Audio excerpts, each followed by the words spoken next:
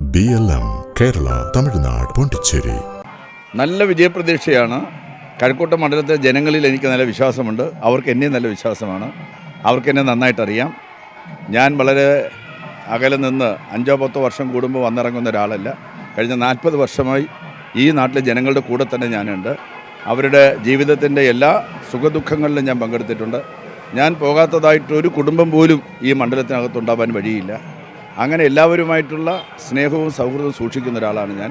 പിന്നെ വികസന കാര്യങ്ങളിൽ കഴിഞ്ഞ 10 വർഷമായിട്ട് കഴക്കൂട്ടം അഭൂതപൂർവമായിട്ടുള്ള വികസനം കൈവരിച്ച നാടാണ്. അത് അന്ധമായ രാഷ്ട്രീയ തിമിരമുള്ള ആളുകൾ പോലും അത് പറയുന്നുണ്ട്. ആ വികസന പ്രവർത്തനങ്ങൾ തുടരാൻ കഴക്കൂട്ടത്തെ ജനങ്ങൾ ആഗ്രഹിക്കുന്നുണ്ട്. ക്ഷേമകാര്യങ്ങളിലും ഏറ്റവും മെച്ചപ്പെട്ട പ്രവർത്തനം നടക്കുന്ന ഒരു നാടാണിത്. വിദ്യാഭ്യാസ രംഗത്തെ പ്രവർത്തനങ്ങൾ വളരെ മികവുറ്റതാണെന്ന് എല്ലാവരും സമ്മതിച്ചിട്ടുണ്ട്.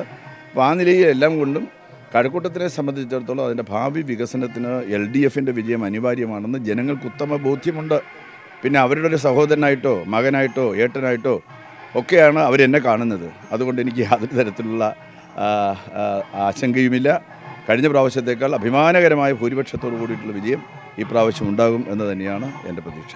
വികസനത്തെ സംബന്ധിക്കുന്ന നമ്മുടെ കാഴ്ചപ്പാടെന്താ? വലിയ പാലങ്ങളും റോഡുകളും ബഹുതല മന്ദിരങ്ങളും മാത്രമാണോ വികസനം? അതല്ല. പട്ടിണിയില്ലാത്തതായിട്ടുള്ളൊരു സമൂഹത്തെ സൃഷ്ടിക്കാൻ സാധിക്കുന്നതാണ് വികസനത്തിൻ്റെ ബേസിക്കായിട്ടുള്ള കാഴ്ചപ്പാടെന്ന് പറയുന്നത്. ആ കാഴ്ചപ്പാട് വെച്ചുകൊണ്ട് പരിശോധിക്കുമ്പോൾ കേരളത്തിൽ നിന്ന് പട്ടിണിയില്ല, ആരും പട്ടിണി കിടക്കുന്നില്ല. അതിദാരിദ്ര്യ നിർമ്മാർജ്ജനം നടന്ന ഇന്ത്യയിലെ ഏക സംസ്ഥാനമാണ് കേരളം. അതുകൊണ്ട് വികസനം എന്ന് പറയുന്നത് അടിത്തട്ടിൽ നടക്കേണ്ട വികസനം അതാണ്. റോഡിൻ്റെ വികസനം നടക്കുന്നുണ്ട്, പാലങ്ങൾ ഉണ്ടാകുന്നുണ്ട്, ബഹുനില മന്ദിരങ്ങൾ ഉണ്ടാകുന്നുണ്ട്, പുതിയ വ്യവസായശാലകളും വ്യവസായ സംരംഭങ്ങളും വരുന്നുണ്ട്, നൂതനമായിട്ടുള്ള സാങ്കേതിക വിദ്യയിൽ അധിഷ്ഠിതമായിട്ടുള്ള IT വ്യവസായം വലിയ തോതിൽ വളരുന്നുണ്ട്.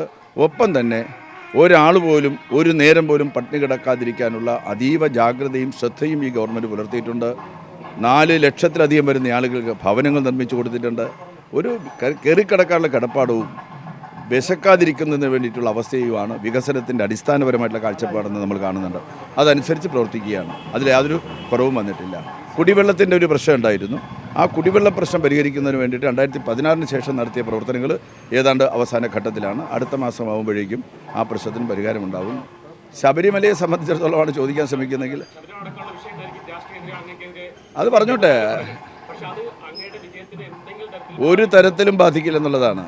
ശബരിമല എന്നെ അതിനകത്ത് എൻ്റെ പേര് കൂടെ പറയാൻ ശ്രമിക്കുന്നത് രാഷ്ട്രീയമായി തെരഞ്ഞെടുപ്പിനെ ലക്ഷ്യം വെച്ചുകൊണ്ടാണെന്ന് എല്ലാവർക്കും അറിയാം. ഈ ഏപ്രിൽ മാസം 9 കഴിയുമ്പോൾ അവരിതെല്ലാം അവസാനിപ്പിക്കുകയും ചെയ്യും. ഏപ്രിൽ 9 വരെ അവരിത് പറഞ്ഞുകൊണ്ടേയിരിക്കും. അത് ഞങ്ങൾ പ്രതീക്ഷിക്കുന്നുണ്ട്. വ്യാജപ്രചരണം, നുണപ്രചരണം. BJP എന്ന് പറയുന്നൊരു പാർട്ടി നുണപ്രചരണം മാത്രം നടത്തുന്ന പാർട്ടിയാണ്. കോൺഗ്രസിൻ്റെ പ്രതിപക്ഷ നേതാവിനെ സംബന്ധിച്ചിടത്തോളം അദ്ദേഹം ഉന്നയിച്ച ആരോപണങ്ങൾക്ക് അതിനെ ചോദ്യം ചെയ്തുകൊണ്ട് ഞാൻ കോടതിയിൽ കൊടുത്ത മാനനഷ്ട ഹർജിയിൽ ഇനിയും അദ്ദേഹത്തിന് ഒരു തെളിവും ഹാജരാക്കാൻ കഴിഞ്ഞിട്ടില്ല. അപ്പോൾ നുണപ്രചരണങ്ങൾ നടത്തുക, വ്യാജപ്രചരണം നടത്തുക, അതിലൂടെ രാഷ്ട്രീയ ലാഭം ഉണ്ടാക്കാൻ വേണ്ടി പറ്റുമോ നോക്കുക. അതൊന്നും ഈ മണ്ണിൽ നടക്കില്ല എന്നുള്ളത് കഴക്കൂട്ടത്തുകാരോട് ആരോട് ചോദിച്ചാലും അവർ പറഞ്ഞു തരും. BLM കേരള തമിഴ്നാട് പോണ്ടിച്ചേരി.